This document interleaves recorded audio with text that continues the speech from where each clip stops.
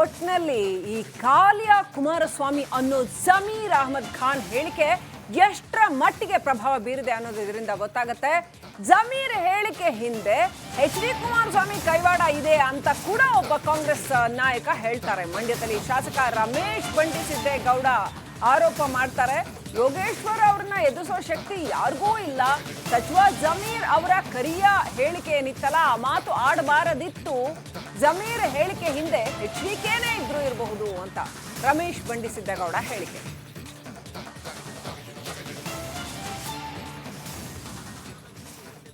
मंजूर नहीं, कई के वास्ते जनता दल को जाना मंजूर नहीं तो बीजेपी से खतरनाक कालिया कुमारस्वामी कर को तो वापस घर से घर को वापसी कती जनता दल को उनको वोट टाइम को जाना मंजूर नहीं, कई के वास्ते जनता दल को जाना मंजूर नहीं तो बीजेपी से खतरनाक कालिया कुमारस्वामी कर को तो वापस घर से घर को वापस ಅಭ್ಯರ್ಥಿನಿ ಎಲ್ಲ ಒಂದ್ ಕಡೆ ಸೋಲ ಭೀತಿ ವ್ಯಕ್ತಪಡಿಸಿದಾರಲ್ಲ, ಮಾತುಗಳನ್ನ ಆಡಿದಾರಲ್ಲ ಅಂತ. ಈಗ ಮಾತು ಆಡುವಾಗ ಭಾಳಷ್ಟು ರಾಜಕಾರಣಗಳಲ್ಲಿ ನುಡ್ತವರು, 4-5 ಸಲ ಶಾಸಕರಾಗಿ ಕೆಲಸ ಮಾಡಿದವರು ಸ್ವಲ್ಪ ಈ ಥರ ಉಪಚುನಾವಣೆಗಳಲ್ಲಿ ಒತ್ತಡಕ್ಕೆ ಈಲ್ಡಾಗಿರ್ತಾರೆ. ಅಷ್ಟು ಬಿಟ್ಟರೆ ಯೋಗೇಶ್ ಅವರನ್ನ ಎದುರಿಸ್ತಕ್ಕಂಥ ಸ್ಥಿತಿಯಲ್ಲಿ ಯಾರೂ ಇಲ್ಲ. ಅಲ್ಲ, ಅದಕ್ಕೆ ಕಾರಣನೂ ಕೊಟ್ಟಿದ್ದಾರೆ ಸರ್. ಜಮೀರ್ ಅಹಮದ್ ಖಾನ್ ಅವರ ಹೇಳಿಕೆ ನಮ್ಗೆ ಭಾಳಷ್ಟು ನಷ್ಟ ಆಗ್ಬೋದು. ಅದೇನು ಮಾತೇನಲ್ಲ, ಅವರು ಸಂದರ್ಭ ಮಾತಲ್ಲ ಅಷ್ಟೇ. ಈ ಸಂದರ್ಭದಲ್ಲಿ ಆ ಮಾತಾಡಬಾರ್ದಾಯಿತು ಅಂದ್ಬಿಟ್ರೆ ಅವರು ಗಳಸೆ ಗಂಟೆಸರು. ಇದರಿಂದ ಕುಮಾರಣ್ಣನೇ ಇರಬೇಕು ಅಂತ ನನ್ನ ಅಭಿಪ್ರಾಯ. ಆದರೆ ಚನ್ನಪಟ್ಟಣ ಕೈ ಅಭ್ಯರ್ಥಿನಿ ಎಲ್ಲ ಒಂದು ಕಡೆ ಸೋಲ ಭೀತಿ ವ್ಯಕ್ತಪಡಿಸಿದಾರಲ್ಲ, ಮಾತುಗಳನ್ನ ಆಡಿದಾರಲ್ಲ ಅಂತ. ಈಗ ಮಾತು ಆಡುವಾಗ ಭಾಳಷ್ಟು ರಾಜಕಾರಣಗಳಲ್ಲಿ ನುಡ್ತವರು, 4-5 ಸಲ ಶಾಸಕರಾಗಿ ಕೆಲಸ ಮಾಡಿದವರು ಸ್ವಲ್ಪ ಈ ಥರ ಉಪಚುನಾವಣೆಗಳಲ್ಲಿ ಒತ್ತಡಕ್ಕೆ ಈಲ್ಡಾಗಿರ್ತಾರೆ. ಅಷ್ಟು ಬಿಟ್ಟರೆ ಯೋಗೇಶ್ ಅವರನ್ನ ಎದುರಿಸ್ತಕ್ಕಂಥ ಸ್ಥಿತಿಯಲ್ಲಿ ಯಾರೂ ಇಲ್ಲ. ಅಲ್ಲ, ಅದಕ್ಕೆ ಕಾರಣನೂ ಕೊಟ್ಟಿದ್ದಾರೆ ಸರ್. ಜಮೀರ್ ಅಹಮದ್ ಖಾನ್ ಅವರ ಹೇಳಿಕೆ ನಮ್ಗೆ ಭಾಳಷ್ಟು ನಷ್ಟ ಆಗ್ಬೋದು. ಅದೇನು ಮಾತೇನಲ್ಲ.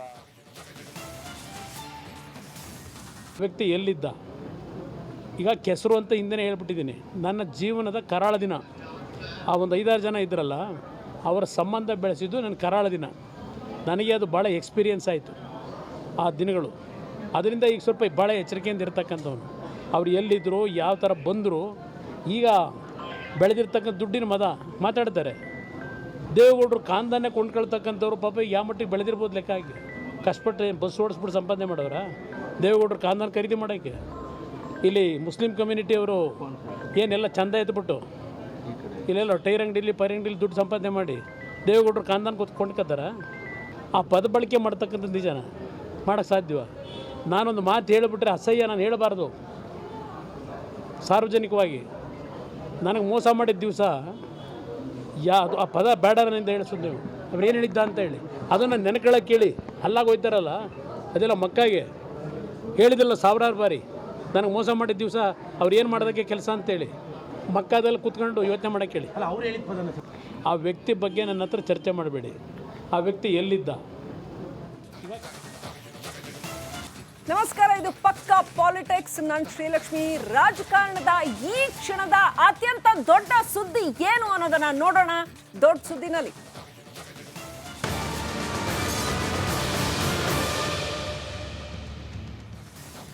ಪ್ರಧಾನಿ ಮೋದಿ ವಿಮಾನದಲ್ಲಿ ತಾಂತ್ರಿಕ ತೊಂದರೆ ಕಾಣಿಸಿಕೊಂಡಿದೆ.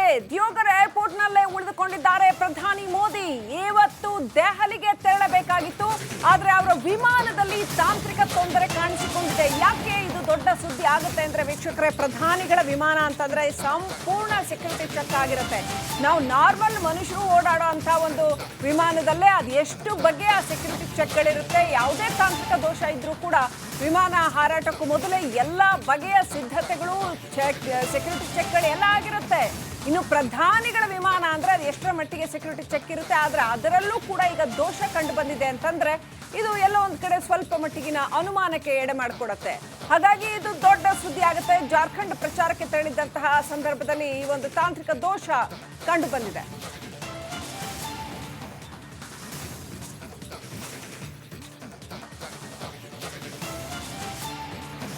ನಮಸ್ಕಾರ, ಇದು ಪಕ್ಕಾ ಪಾಲಿಟಿಕ್ಸ್. ನಾನು ಶ್ರೀಲಕ್ಷ್ಮಿ. ರಾಜಕಾರಣದ ಈ ಕ್ಷಣದ ಅತ್ಯಂತ ದೊಡ್ಡ ಸುದ್ದಿ ಏನು ಅನ್ನೋದನ್ನ ನೋಡೋಣ ದೊಡ್ಡ ಸುದ್ದಿನಲ್ಲಿ.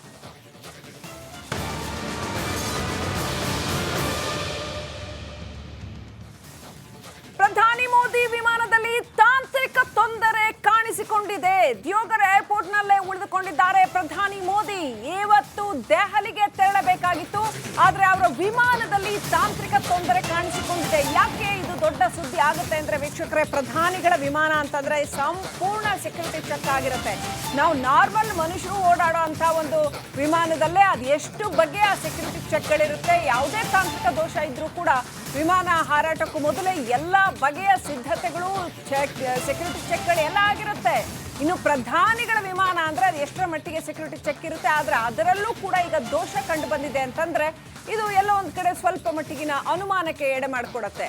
ಹಾಗಾಗಿ ಇದು ದೊಡ್ಡ ಸುದ್ದಿ ಆಗುತ್ತೆ. ಜಾರ್ಖಂಡ್ ಪ್ರಚಾರಕ್ಕೆ ತೆರಳಿದಂತಹ ಸಂದರ್ಭದಲ್ಲಿ ಈ ಒಂದು ತಾಂತ್ರಿಕ ದೋಷ ಕಂಡು ಬಂದಿದೆ.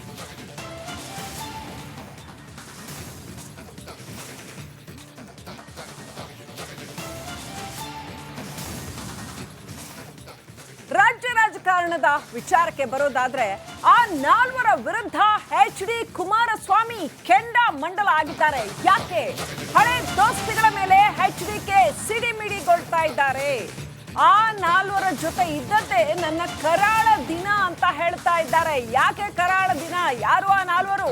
ಆ ನಾಲ್ವರಿಂದ ನನಗೆ ಬಹಳ ಅನುಭವ ಆಗಿದೆ ಅಂತ ಮೈಸೂರಲ್ಲಿ HD ಕುಮಾರಸ್ವಾಮಿ ವಾಗ್ದಾಳಿ ನಡೆಸಿದ್ದಾರೆ. ಏನೆಲ್ಲ ಅನುಭವ ಆಗಿದೆ ಅಂತ ನೋಡಿ. ಚನ್ನಪಟ್ಟಣ ಉಪಚುನಾವಣೆ ಕಳೆದಿದ್ದು ಸಾಕಷ್ಟು ರಾಜಕೀಯ ಸತ್ಯಗಳು ಹೊರ ಬರ್ತಾ ಇದ್ದಾವೆ. ಬಿಚ್ಚಿಟ್ಟ ರಹಸ್ಯಗಳನ್ನ ಬಿಚ್ಚಿಡ್ಲಾಗ್ತಾ ಇದೆ. HDK ಈಗ ಮಾತನಾಡ್ತಾ ಇದ್ದಾರೆ. ಎಲೆಕ್ಷನ್ ಮುಗಿದ ಮೇಲೆ, ವೋಟಿಂಗ್ ಮುಗಿಯೋವರೆಗೂ ಕೂಡ ಜಮೀರ್ ಅಹಮದ್ ಖಾನ್ ಅವರ ಕಾಲಿಯ ಹೇಳಿಕೆಗೆ ಅವ್ರು ರಿಯಾಕ್ಟ್ ಮಾಡಲಿಲ್ಲ. ಬನ್ನಿ ಏನೆಲ್ಲ ಹೇಳಿದ್ರು ನೋಡೋಣ. ಆ ವ್ಯಕ್ತಿ ಬಗ್ಗೆ ನನ್ನ ಹತ್ರ ಚರ್ಚೆ ಮಾಡಬೇಡಿ. ಆ ವ್ಯಕ್ತಿ ಎಲ್ಲಿದ್ದ? ಈಗ ಕೆಸರು ಅಂತ ಹಿಂದೆ ಹೇಳ್ಬಿಟ್ಟಿದ್ದೀನಿ. ನನ್ನ ಜೀವನದ ಕರಾಳ ದಿನ. ಆ ಒಂದು 5-6 ಜನ ಇದ್ರಲ್ಲ, ಅವರ ಸಂಬಂಧ ಬೆಳೆಸಿದ್ದು ನನ್ನ ಕರಾಳ ದಿನ. ನನಗೆ ಅದು ಭಾಳ ಎಕ್ಸ್ಪೀರಿಯನ್ಸ್ ಆಯಿತು ಆ ದಿನಗಳು. ಅದರಿಂದ ಈಗ ಸ್ವಲ್ಪ ಭಾಳ ಎಚ್ಚರಿಕೆಯಿಂದ ಇರ್ತಕ್ಕಂಥವ್ನು. ಅವ್ರು ಎಲ್ಲಿದ್ದರು, ಯಾವ ಥರ ಬಂದರು, ಈಗ ಬೆಳೆದಿರ್ತಕ್ಕಂಥ ದುಡ್ಡಿನ ಮದ ಮಾತಾಡ್ತಾರೆ. ದೇವೇಗೌಡರು ಕಾಂದಾನೆ ಕೊಂಡ್ಕೊಳ್ತಕ್ಕಂಥವ್ರು ಪಾಪ ಯಾವ ಮಟ್ಟಿಗೆ ಬೆಳೆದಿರ್ಬೋದು ಲೆಕ್ಕ ಆಗಿ. ಕಷ್ಟಪಟ್ಟು ಬಸ್ ಓಡಿಸ್ಬಿಟ್ಟು ಸಂಪಾದನೆ ಮಾಡೋರ ದೇವೇಗೌಡರು ಕಾಂದಾನ ಖರೀದಿ ಮಾಡೋಕ್ಕೆ. ಇಲ್ಲಿ ಮುಸ್ಲಿಂ ಕಮ್ಯುನಿಟಿಯವರು ಏನೆಲ್ಲ ಚಂದ ಎತ್ಬಿಟ್ಟು ಇಲ್ಲೆಲ್ಲ ಟೈರ್ ಅಂಗಡಿಲಿ ಅಂಗಡಿಲಿ ದುಡ್ಡು ಸಂಪಾದನೆ ಮಾಡಿ ದೇವೇಗೌಡರು ಕಾಂದಾನ ಕೊಂಡ್ಕೊತಾರ. ಆ ಪದ ಬಳಕೆ ಮಾಡ್ತಕ್ಕಂಥದ್ದು ನಿಜನ ಮಾಡೋಕ್ಕೆ ಸಾಧ್ಯವ? ನಾನೊಂದು ಮಾತು ಹೇಳಿಬಿಟ್ರೆ ಅಸಹ್ಯ, ನಾನು ಹೇಳಬಾರ್ದು ಸಾರ್ವಜನಿಕವಾಗಿ.